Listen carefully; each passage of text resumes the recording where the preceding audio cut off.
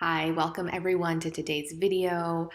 Of course, the last thing I thought about posting was another Diddy video. That's the last thing that I'm sure the world needs. There are plenty of those out there. However, this video is important because I think a lot of us are starting to watch more and more coverage now that is taking the stand. We're reading things, we're watching things, we're forming opinions. These are all great things. We're interested in the evidence, we're wanting to understand more about the trial and everything, all the ins and outs. However, I think for those of you that are like me, that are, watching more and more about it, getting into the details, it's so important that we don't lose sight of the things that we do not need evidence for. Okay? We don't need evidence. We don't need to see evidence. We don't need to read evidence. We don't need more video and more text and more proof to prove to us that violence is not acceptable. This kind of violence, the way it took place, how it took place, from what we see in the video, it's not acceptable under any circumstance. Okay, so that's the one thing I think it's important as we get deeper and deeper into this rabbit hole of the trial.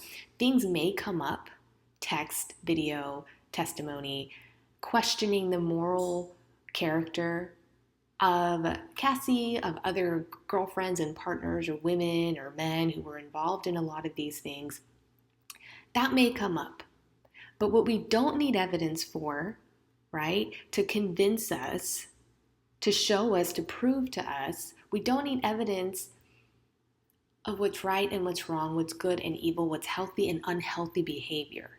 And I think that's what's kind of happening, what I'm seeing in a lot of these, podcasts and reports and things like that. It's almost like people are debating between what's right and wrong, like the basics.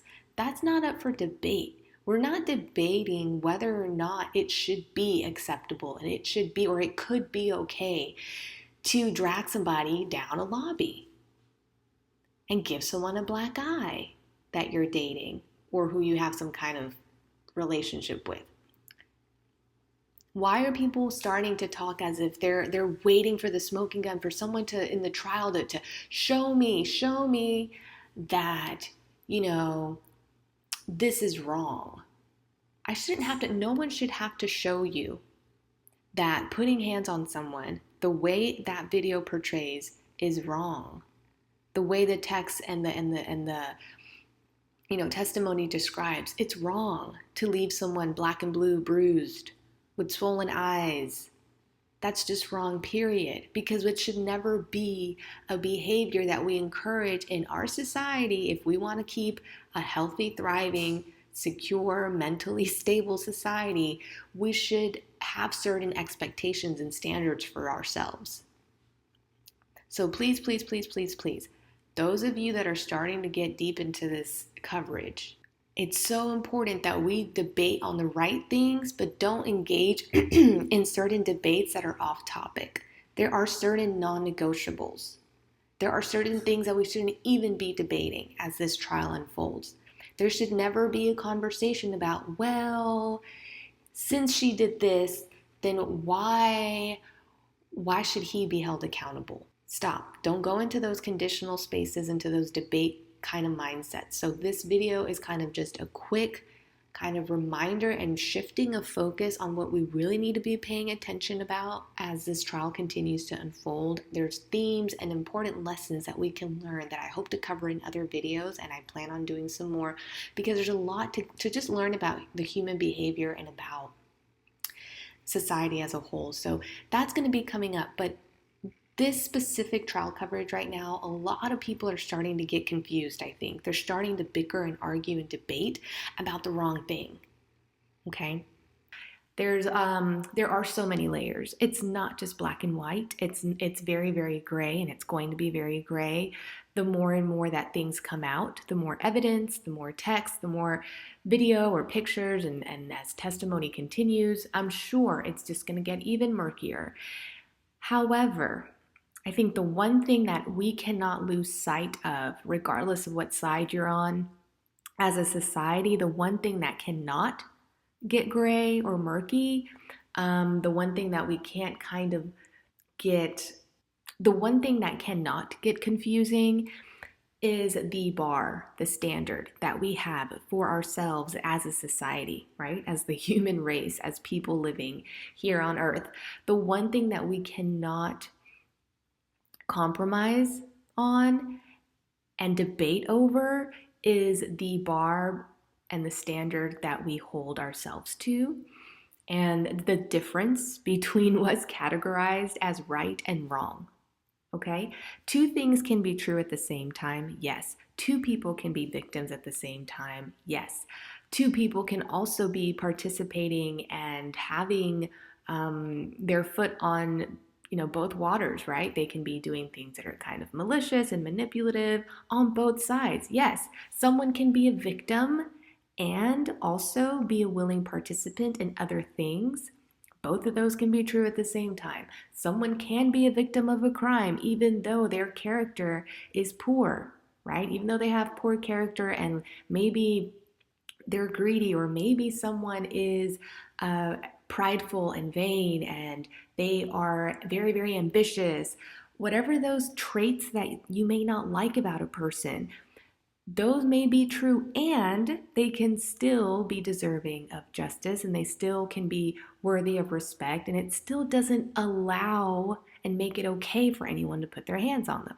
So the reason I wanted to post this first video, as before I get into it with other topics and themes that have come up as this trial has been ongoing, I want to just first and foremost make sure that we all stay on the same page and focused and in agreement with at least the one important thing is the difference between right and wrong behavior. Okay? It's not conditional. Something being right and wrong, good and bad, good and evil, whatever you want to call it. It's not conditional, and it's not based off of the person meeting a certain criteria, meeting a set criteria or checking off certain boxes. In this case, Cassie. But this applies to anyone. But this trial is bringing up something very interesting. It's almost like the people that want to say that they've been a victim of something have to prove that they are 100% saints, they're pure and innocent, and they don't have a single bad thought in them, or a single bad bone in their body. That's not the bar, right? The bar is, as a society, what behavior is acceptable and unacceptable. Do we accept violence against someone? Now, we're not talking self-defense, but I'm just talking in, you know what I'm talking about. I'm not talking about self-defense. Someone's breaking into your home and you need to defend your family. I'm talking about in general.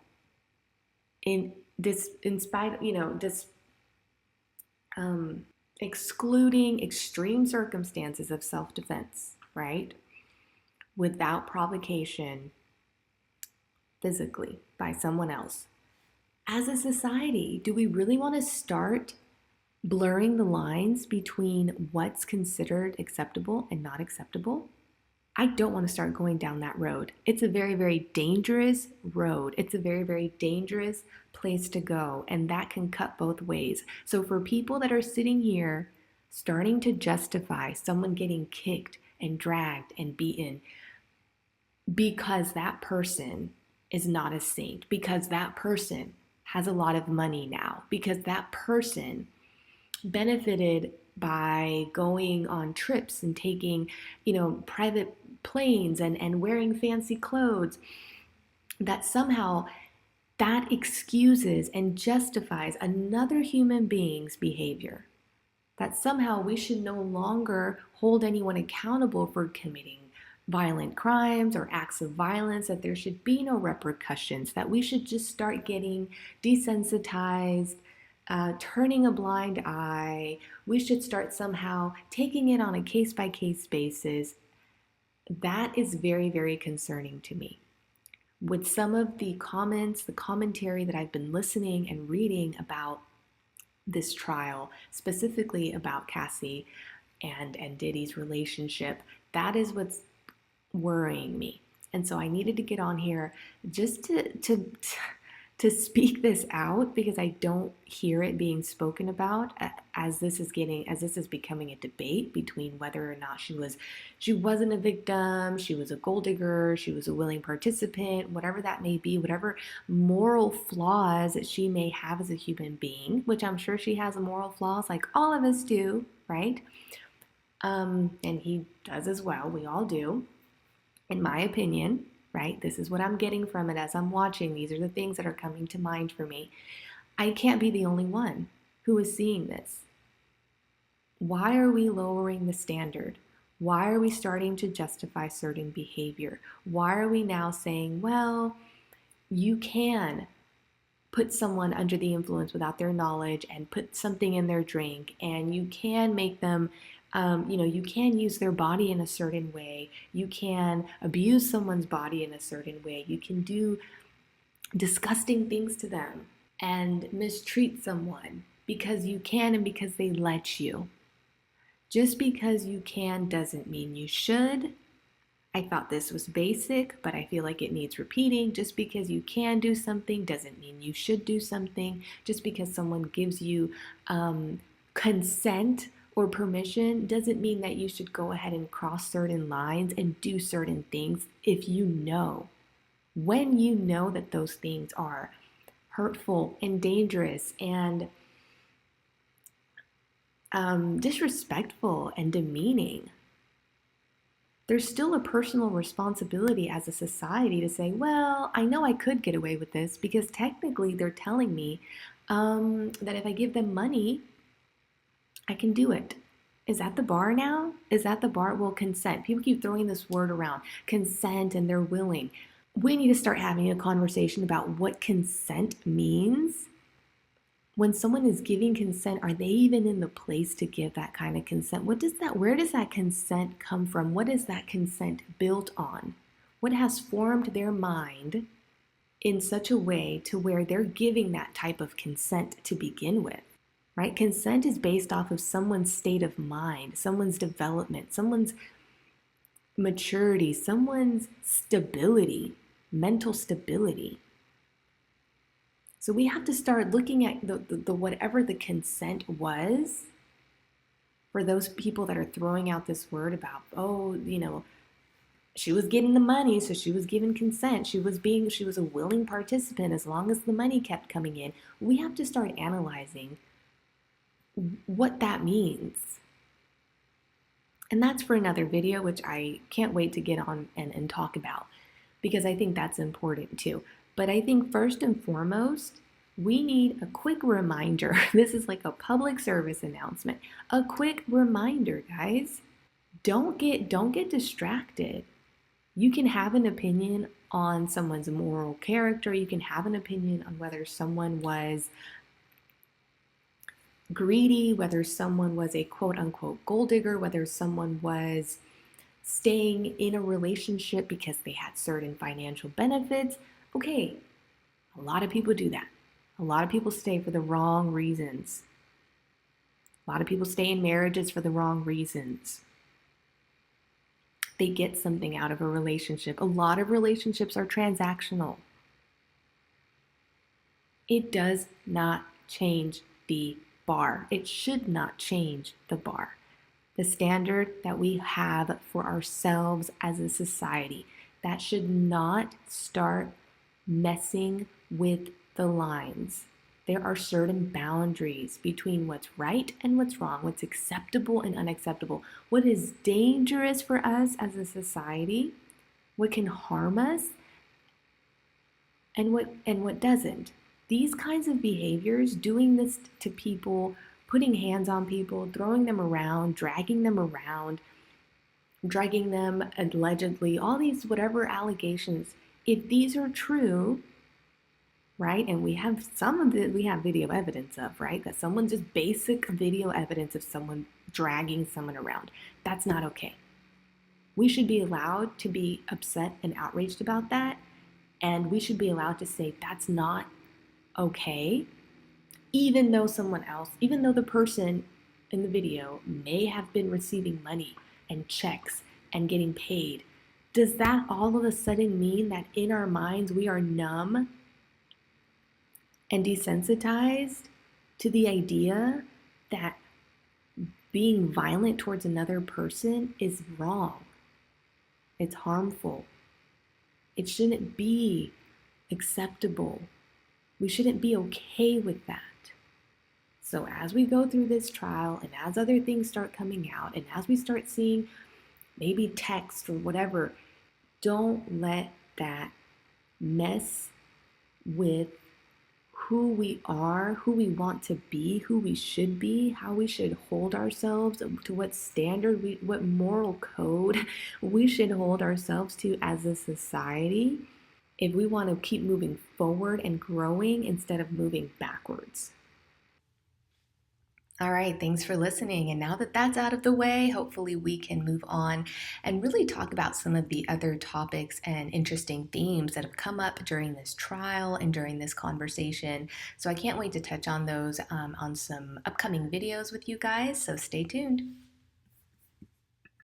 Hi.